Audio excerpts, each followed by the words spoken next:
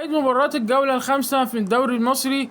بعد الجولة دي هيبقى في توقف دوري، ومش هنرجع إلى يوم 12/9، يعني نص 9.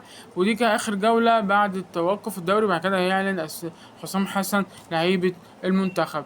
الجولة هتبتدي بيوم الجمعة إن شاء الله، اللي هو بكرة، بماتش الساعة 6 بين المقاولين وسيراميكا كليوباترا، يعني ماتش بتاع السيراميك أو بتاع المباني.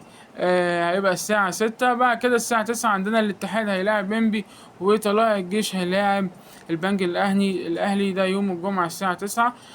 يوم السبت عندنا 3 ماتشات، هيبقى جونة والزد الساعة 6، وده ماتش عائلة سويرس بيلعبوا بعض. الساعة 9 عندنا غزل المحلة والإسماعيلي، وهل غزل المحلة هترجع تتعادل خامس ماتش على التوالي 0-0، ولا حد هيجيب جون في المطوشة بتاعة الفريق ده.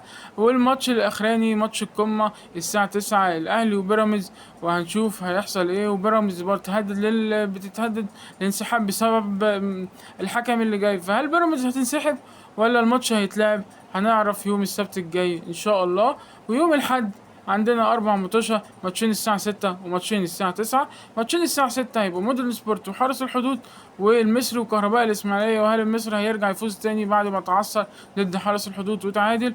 وهل مودرن سبورت هتعمل ايه مع حرس الحدود بعد ما فازت على بيراميدز؟ اما الماتشين التانيين الساعة 9 عندنا سموحة وبتروجيت ووادي دجلة والزمالك. هل الزمالك هيكمل بفوزه في المطوشة ويتصدر الدوري، ولا هيتعثر زي عادته المواسم السابقة؟ هنعرف كل ده ال3 أيام الجايين، الجمعة والسبت والحد.